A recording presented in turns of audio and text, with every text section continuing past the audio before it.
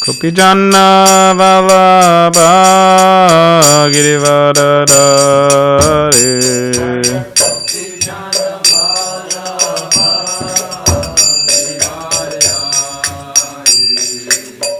Kopijanna Vallabha Girivardhare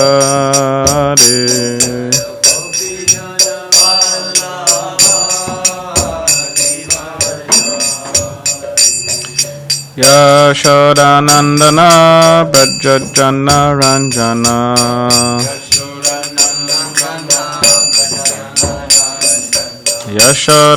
Yashodanandana Brajajana Ranjana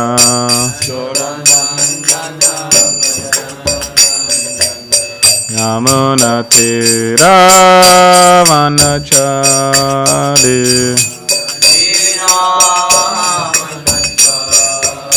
Yamuna Tira Vanachari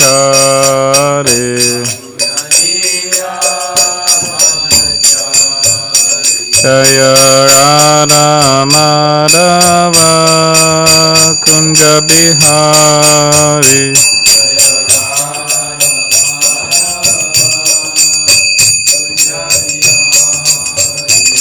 Jaya Radha Madhava Kunja Bihari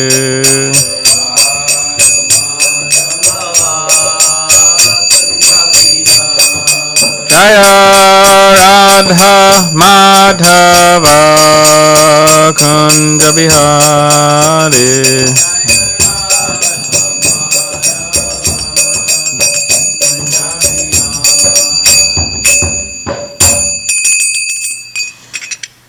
Jai Vishnupad Paramahamsa Parivrajagacharya Ashtotri Shatashishamari Svankari Sesa Bhaktivedanta Swami Prabhupada Ki Jai Kantrad Srimad Bhagavatam Ki Jai. All glories of the assembled devotees, all glories of the assembled devotees, all glories of the assembled devotees, all glories of Shri Guru and Shri Gauranga, all glories of Shri Prabhupada.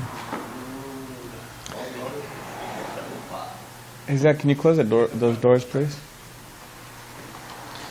The traffic is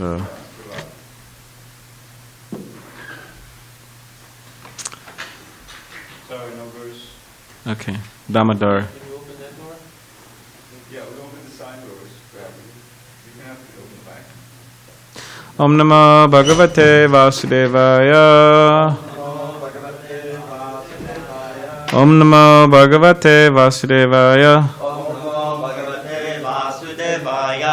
Om Namo Bhagavate Vasudevaya. So this morning we are reading from Srimad Bhagavatam, Canto 3, entitled Status Quo, Chapter 25, The Glories of Devotional Service, and we're on Text 15. Janaran has a way of chanting, and I don't know about anybody else. So I'll just chant. And Chaitakaldavsya bandaya Muktaye Chatmano Matam Guneshu Saktam Bandaya Ratang Va Pumsi Muktaye Chaitakalvyasya Bandaya Muktaye Chatmano Matam Guneshu Saktam Bandaya Ratam Va Pumsi Muktaye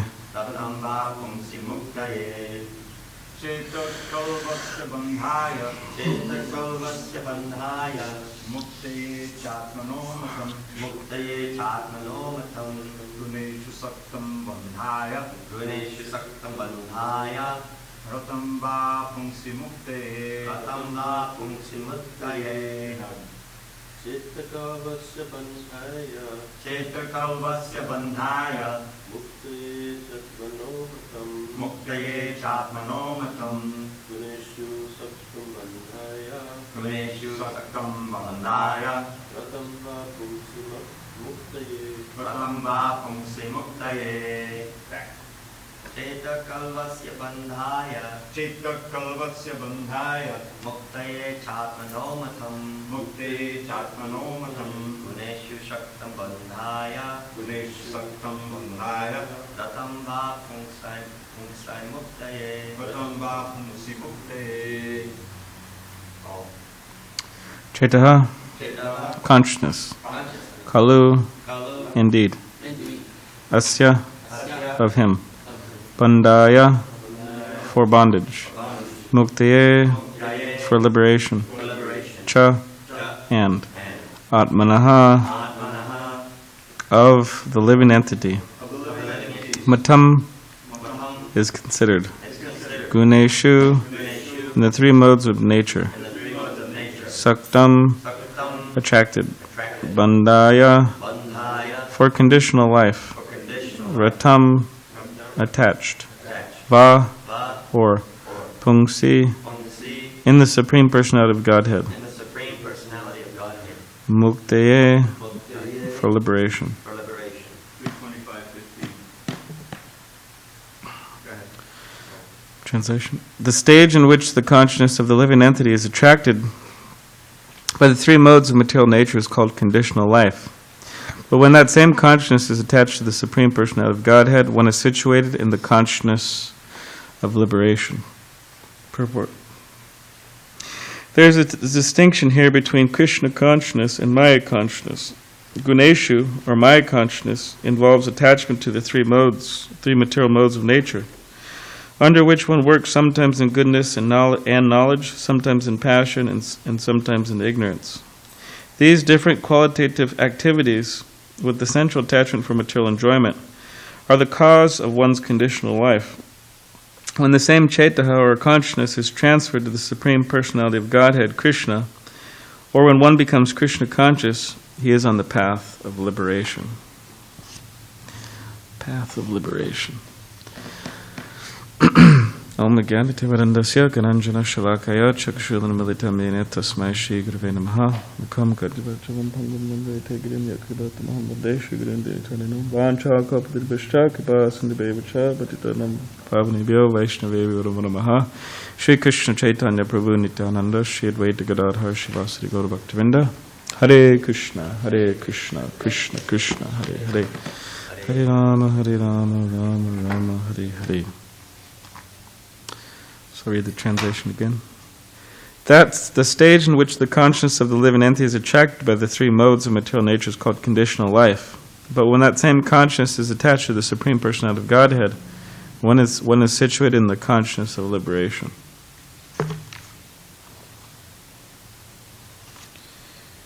So in the purport, Prabhupada, and in the verse, it's mentioned the three modes of material nature: ignorance, passion, and goodness. So whatever mode that people find themselves in this world, the central, you could say, theme of, or the central theme of their lives, or as Prabhupada says here, with the central attachment for material enjoyment, right? So whether they're in the mode of ignorance and the mode of passion, the mode of goodness, their main aim is material enjoyment in different ways.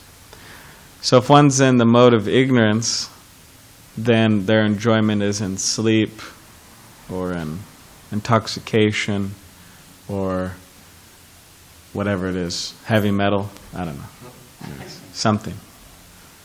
Screaming, or if one is in the mode of passion, then their material enjoyment is, I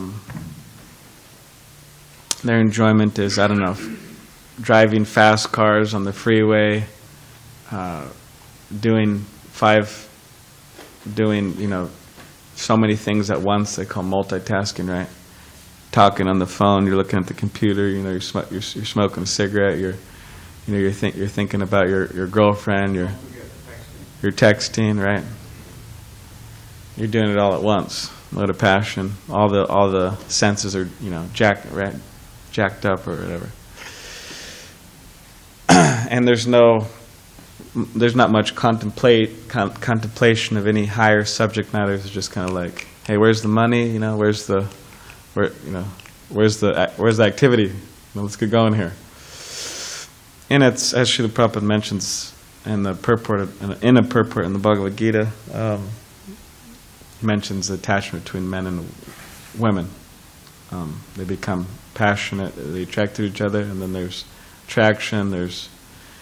They get together, and then Prabhupada mentions marriage as far as and then there's some kids, and then because it was all based on passion, there's divorce. So, but nonetheless, the point is they're all after material enjoyment. And then in the mode of goodness, right? You want to drink organic coconut water, and be in a nice, peaceful place that's quiet and free from any external disturbances, and have a peaceful life, right? In sense gratification. So the point is they're all after material enjoyment. They're not after in their own enjoyment, and they're not after spiritual enjoyment, and they're not after Krishna's enjoyment, giving Krishna pleasure. So devotee, they're not really, as devotees, as aspiring devotees and devotees in general, they're not they're not interested, right, in enjoying on the material platform in the mode of ignorance, passion, or goodness, but they want to be in a relationship with Krishna above the modes of material nature. So when Srila Prabhupada mentions the modes and the modes of nature mentioned within Bhagavatam and Bhagavad Gita, it's said many times that they're difficult to overcome, right? They're difficult to overcome. And Devihe Shagunamaya Yamamaya Prapadyante Mayamaya Tantarantate, that these divine, Krishna is saying, these divine modes of material nature, these my modes of material nature, are very difficult to overcome. But for those who surrender to me, it's very easy, right? So it's difficult, but it's very easy at the same time. Or or as we hear, for example, that Srila Prabhupada says that Krishna consciousness is simple for the simple, and it's difficult for the crooked.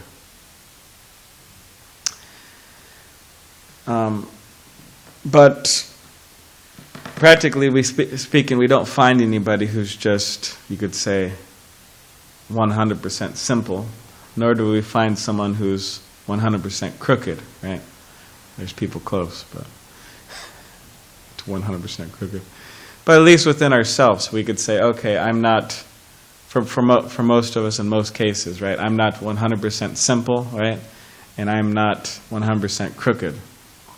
So, in other words, we'll be experiencing some difficulties to the degree that we are crooked, the degree that we are out of line with, morally and all that.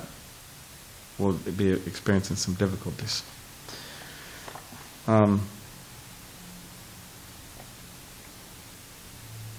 So the point is, we want to eventually get out of the conditional life, and we want to enter the life of, you could say, the liberated life. We want to get out of Maya consciousness, and we want to enter into Krishna consciousness. So Rupa Goswami says there's things that are favorable for that, and there's things that are unfavorable. So it says, Atyahara priyasascha prajalpa niyamagraha janasangasya lalamcha shadbir bhakti vinashati. Does anyone remember what that means? What about anyone? That's the second verse of I think it's the second verse. The second verse of the Nectar of Instruction. Atyahara, overeating. Priyasascha, over-collecting. Prajalpa, niyamagraha, right? Speaking nonsense, prajalpa, niyamagraha, or following the rules and regulations mechanically, or not following them. Janasanga silalam cha. So janasanga, associated with materialistic people. Laulam cha, being greedy for mundane achievements. Priyas?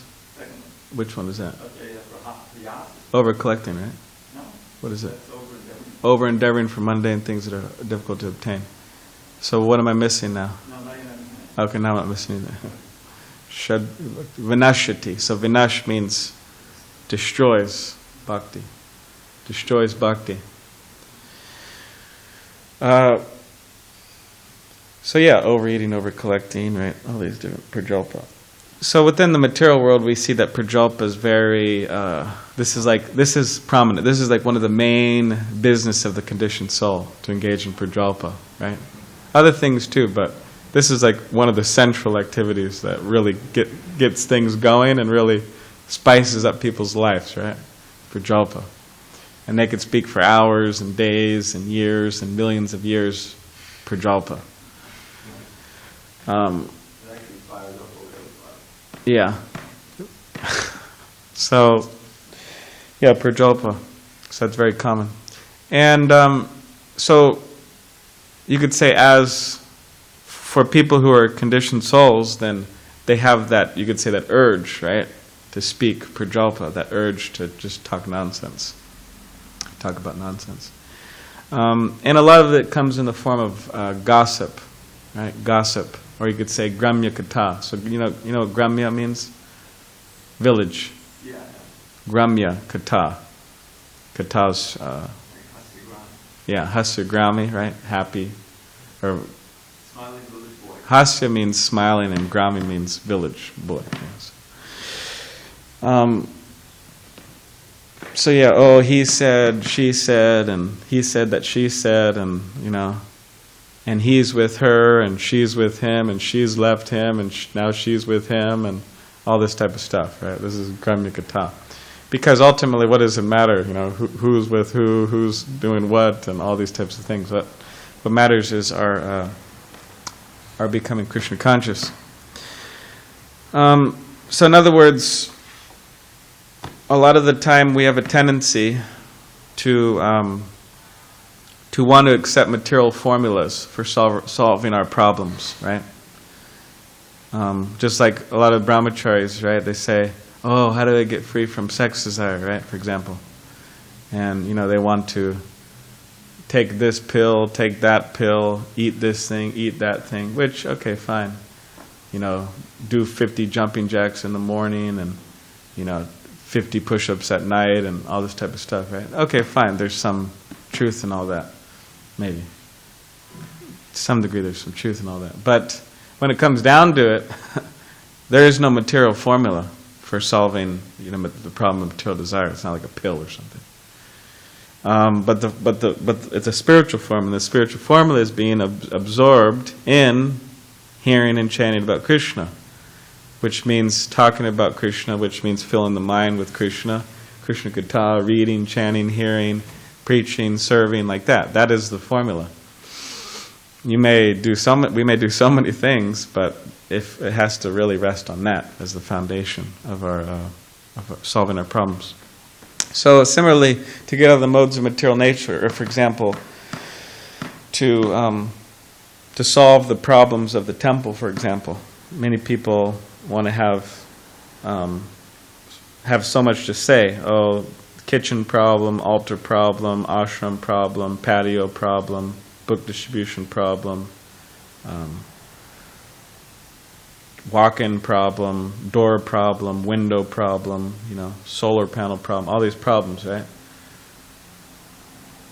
Throwing away prasadam, not throwing away prasadam problem, right? So, yes, obviously they're there. I mean, unless somebody's has half a brain, they can't see them, But anyone who has somewhat of a brain could see. Yeah, okay, fine.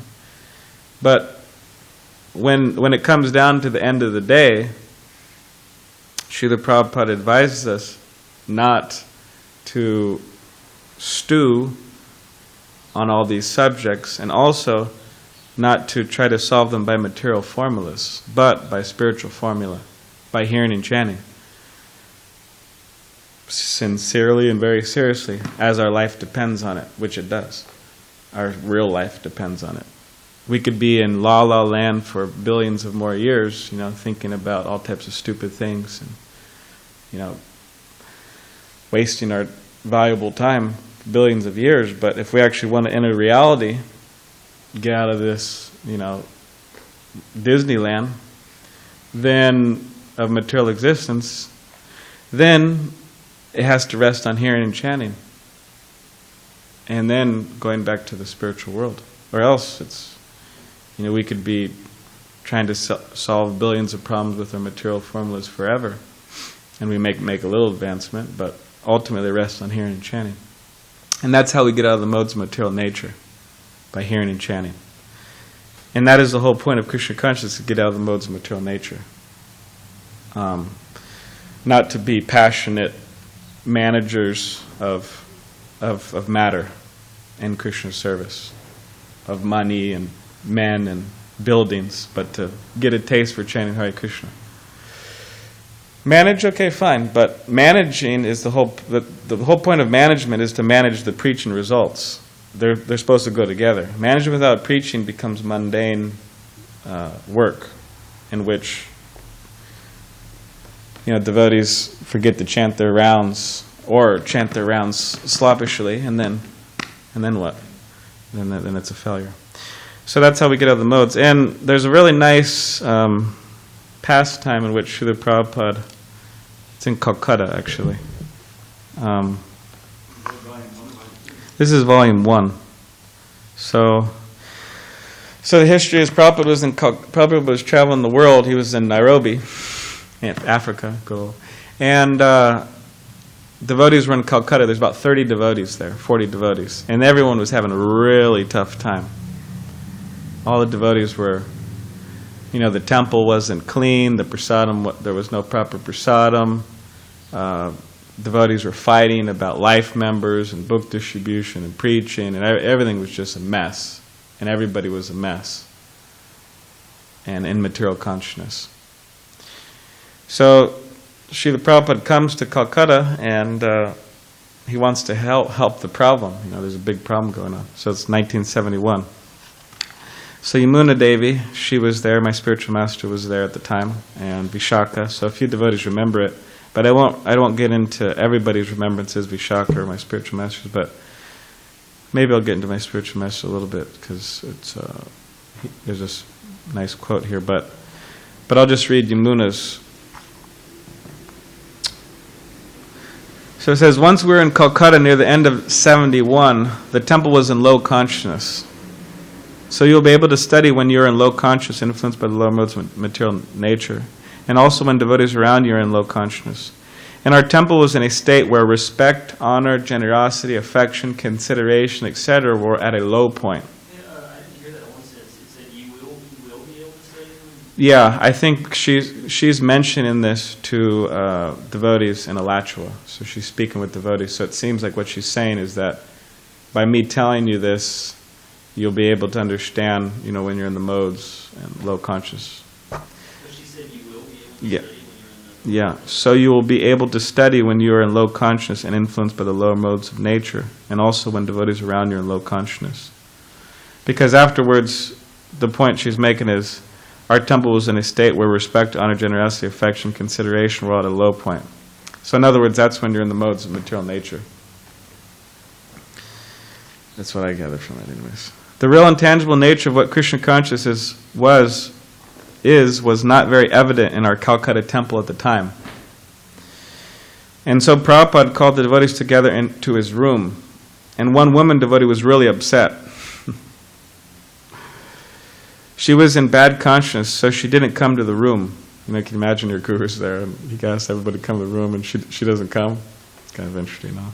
Prabhupada immediately noticed her absence and said, "Where is such and such a devotee?" And one brahmachari said something to the effect that she went off somewhere in a stew, or something like that. And Prabhupada looked at the brahmachari and said, "Go find her." Shocked, the brahmachari said, "But I'm a brahmachari. A woman should go find her." Funny, huh? Your guru asks, do something and then you don't do it. And Srila Prabhupada again said, "You go find her." The brahmachari said, "But I have no idea where she is in the whole of Calcutta."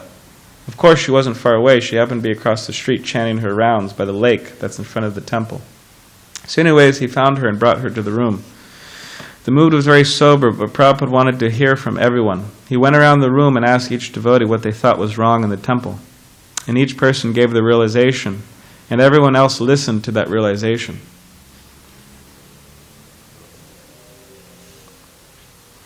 And then Prabhupada spoke. So yeah, he went there, he asked what's the problem, everyone went around and said, this is what I think the problems is in the temple. And then Prabhupada spoke. He said that we were all here because he had followed the instructions of his Guru Maharaj and come to the West. So that could apply to us too. We're all here because he came to the West, or else we wouldn't be here, we would be probably, I don't know where we'd be, somewhere else. Maybe some dead, maybe some in jail, maybe some at 9 to 5, I don't know. He then added with great emphasis, "Do you think it was easy for me to leave India all alone and come to America?" And none of us had ever really thought like that, whether it was easy or hard. We had just assumed that he had done that by Krishna's mercy.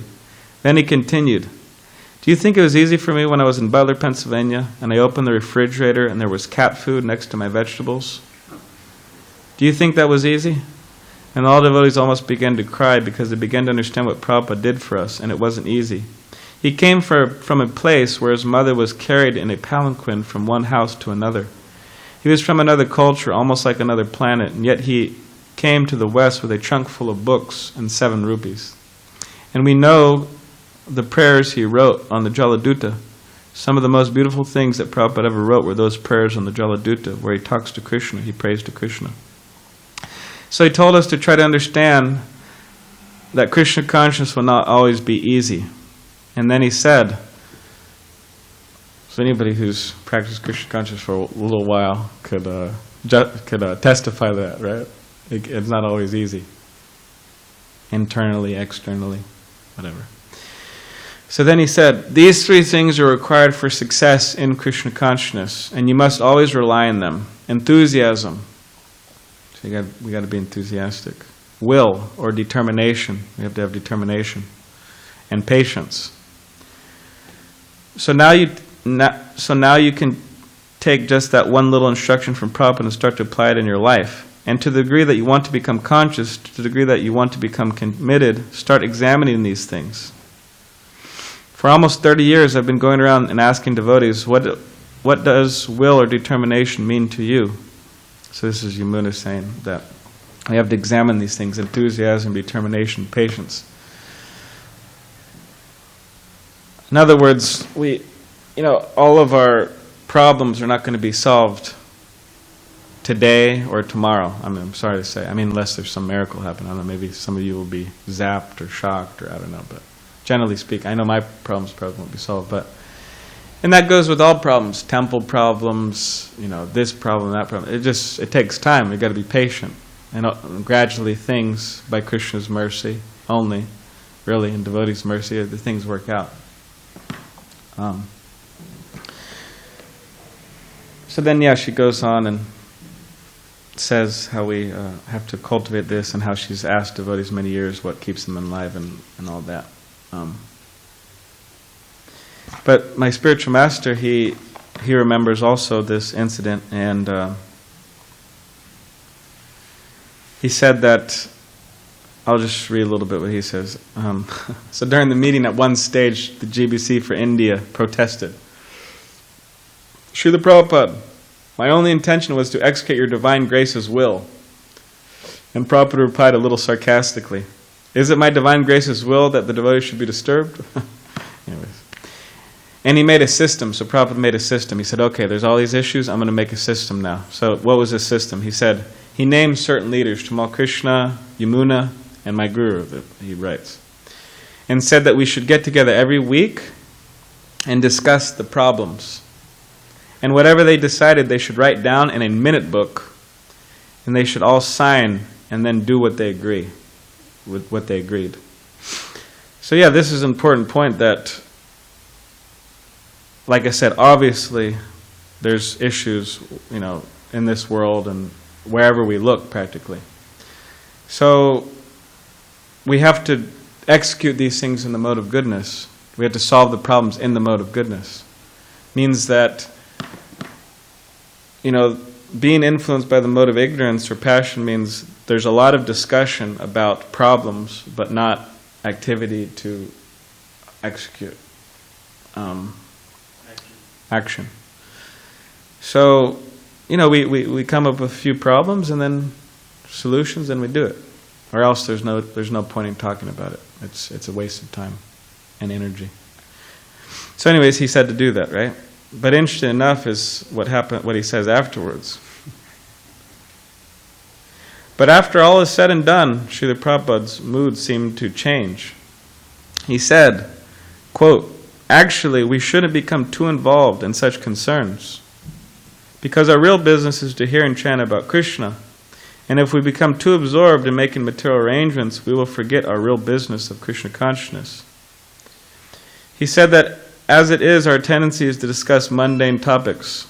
So we should be careful and try to minimize the mundane talks and concentrate on hearing and chanting about Krishna. Then Srila Prabhupada said that in his life he never complained, because his policy was always everything for Krishna and nothing for me.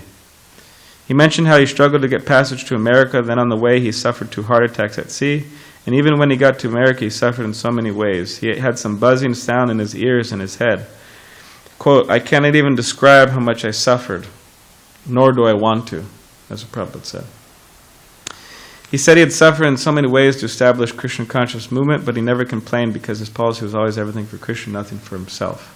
So that is why, as a service to Krishna, Srila Prabhupada was serving the devotees, because his ultimate goal was to bring them back to their eternal relationship with Krishna. He was practically bathing them, feeding them, and dressing them, teaching them how to live as human beings, so that ultimately he could bring them to the position where he could offer them for the service of Sri Krishna. And he never asked anything in return, never expected anything in return, so he was never disappointed. So yeah, this is interesting. Prabhupada, this is severe problems happen in Calcutta Temple, like severe. And there's more description of what was actually happening, but it was really bad. But interesting, he came, he said, okay, you discuss, and then you make, but then next he said, actually we shouldn't depend so much on this, we should hear and chant. So yes, of course we may have meetings, board meetings, or this meeting or that meeting, right? Whatever meetings, and we may try to solve this or that, but we have to be very careful that we don't get carried away in that, and that becomes it. We hear and chant for very short time, and everything else is just all these solving this. But we should be mostly hearing and chanting, because that's the business of the temple. It's a place hear and chant, preach. It's a base, right? It's a base in which we go out to right. That wonderful, that famous quote Prabhupada said, right? The temple is not a place for eating and sleeping, but it's a base in which to send our soldiers out, so they drop thousands and millions of bombs in the form of books in the laps of the conditioned souls. So, of course, there's backline soldiers, there's frontline soldiers, but we go out on Harinam, we do so many other things. But the point is, we have to understand what the real business is and try to do that, not get too carried away, although we may have to engage in those things. So yeah, we get out of the modes of material nature by enthusiasm, patience, confidence, and by following the instructions of Rupa Goswami. So it's a science. We follow the instructions and we get the result. And if we're not getting the result, that means there's some, some complications in our scientific experiment. It means something's a little off. So we have to be very careful in our execution. And then we will be transferred from Maya consciousness to Krishna consciousness gradually, of course, gradually. And then from conditional life to liberated life, gradually. And this is the path of liberation. So Kapila Dev, he's going to get more into this soon, right? More and more and more. And he's going to explain all these wonderful things to us. which some very wonderful chapters are coming up, entanglement and fruitive activities and all these great, wonderful things. The child in the womb, as Dravida Prabhu says, which I always find amusing and liked, that he said, the baby is praying in the womb, oh Krishna, please, when I get out, I'm going to serve you this time. I messed up this time, obviously because I'm going to, take another body, but when I get out, I'm going to serve you. And then Dravida Prabhu says, I promise this time I'm going to go to Mangal Arti, I'm going to chant my rounds sincerely, And of course, baby comes out, and if there's no devotee family, then, oh, how cute, and, they pamper him, give him all types of stuff, and train him in Sanskrit, like that, but forgets. But if there's a devotee family, then there's a lot of chance. We got like Dharmaraj here, right? He's born in a devotee family, so he was always associated with the temple growing up, so that helped him in his life, obviously. Now he's distributing so many books. So, does anyone have any? Yes. So yesterday is the biggest pot day of the week, except for Sundays, and there's nobody scheduled to do pots at all on Wednesdays. Because Zach and I are the only pot washers here that live at the temple, and we are scheduled to put on books on Wednesdays. So I was like, well, man, we really should go out on books. That's the whole point of the Brahmacharya. Is our main duty is to preach, to study and preach. Yeah. Study silent and preach. But then I was like, but man, how can we just leave this giant mountain of pots that's going to be there in the morning? So anyway, we just did it. And I mean, the ultimate solution to any problem is pleasing Krishna. You just focus on pleasing Krishna, and he will fix all problems. Yeah. So yeah, we did it, and it seems like Krishna reciprocated right away. He sent Sergio yesterday. He did a ton of pots, and he sent Tare. We set up a book table by the pier down in Pacific Beach, and Tare Prabhu, Sachimata's son, he showed up within a very short period of time, and he's like, yeah, I was looking for something to do today. And we're like, oh, you want to go watch pots? He's like, oh, yeah. I don't know if he actually ended up doing that. But he's like, yeah, I feel like Krishna sent me over here today. And I said, yeah, I kind of feel like Krishna sent me over here today too. So then I was thinking today, like, I'm scheduled to watch pots today. I'm the only one on pots, but maybe Zach and I should just go out on books. And like, so how do you find this balance? Like, we can't just be like all dumb and just be like, okay, let's just hear and channel day and not do any individual stuff. Yeah. But at the same time, we can't be all dumb and just only think about managerial stuff and completely forget about Krishna. Yeah. So how do you find that balance, and where do you take a risk? Because it seems like if you concentrate too much on managerial stuff, you're taking a risk of forgetting Krishna. Yeah, big time. If you concentrate too much on just hearing and chanting, then you're taking a risk of neglecting your duty. Yeah. Of setting Krishna. Yeah. Yeah, a lot of it, like you said, Krishna sends people. So, like Devamrita Swami, that just came to my mind. And he's a great person to come to my mind. So, and what he said to me, because I got to drive him back from the picnic a few years ago, and then we were talking. He said, "Oh, how's it going?" And spreading Krishna consciousness in SanDiego, this and that. And I said, "Oh, Maharaj is going okay." And he said, "Yeah, it could be a little difficult in Southern California, Is this what he said? But he said, people, they got their fruit juice, right? The sun is shining. They got their spiritual girlfriend. It's things. Be a little challenging sometimes to get the people. Kind of like get in their mind. But he said there are sincere people, out there. And he said, so if all the devotees, if they just try, their hardest, and they really try to spread Krishna consciousness, he said Krishna will send people to help do that. And that's what Krishna, he sends people. Damodar is not here, but Damodar Kumar. But like, for example, just using him as an example, he's not here, so he won't feel embarrassed.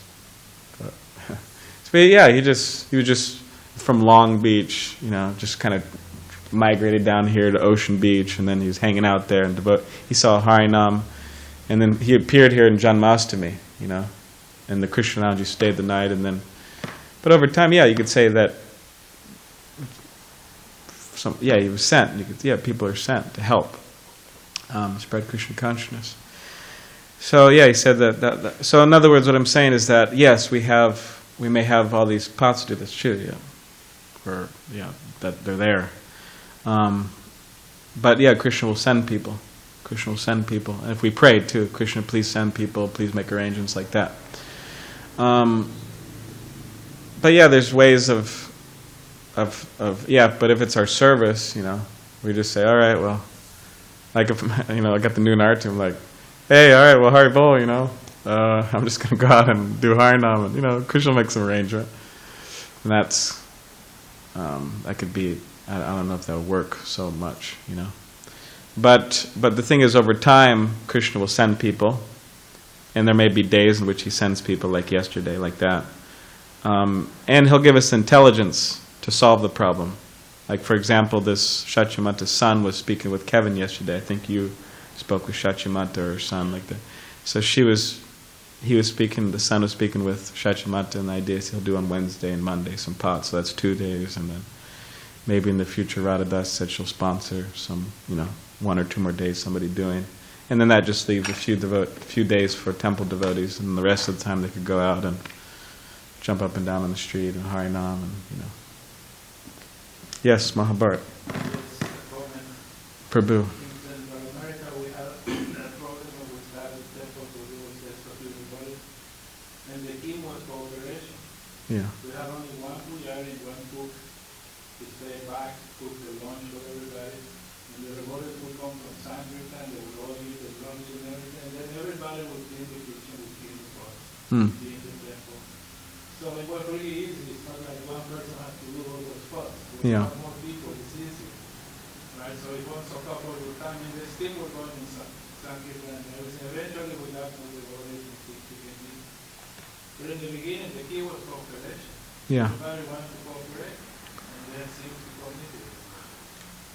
Many hands make light work, right? That's why Shesha Prabhu, he always says that even if you're not big book distributors, but if everybody just distributes, 1 or 2 books, then it adds up, But I was going to say, I forgot, you reminded me what I wanted to say, but I didn't bring the shlok, the little Hindi saying. There's a Hindi saying, it says that on every grain of rice, there's a name written on who is the enjoyer of that rice. Anyways, it's just a saying. But similarly, you could say on the books, like on Prabhupada's books, every book, you could say there's a name written there, like who is this book going to, who's going to read that book, and who is the book meant for, and then eventually it hits the right person, and then they become devotees like that.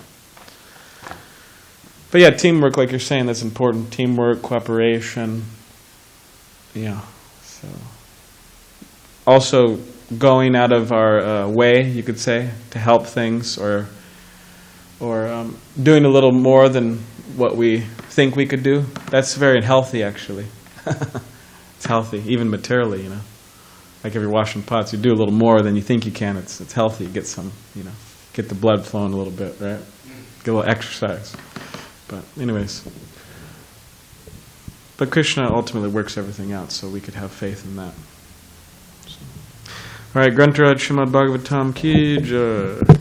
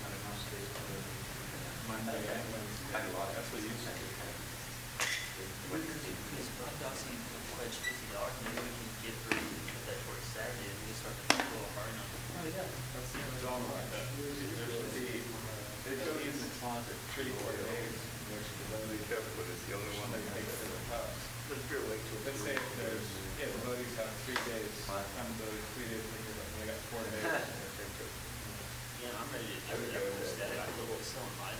Or even if they have, 4 days and the guys for 2 days. And they go to the drum. We'll go out Yeah. and You wouldn't put the cars on okay that. now, and then on Saturday, if we can all walk around out today, if we can get her to push 50, if she did it, I'm sure she would. Then I'll talk to James. Because, yeah, he said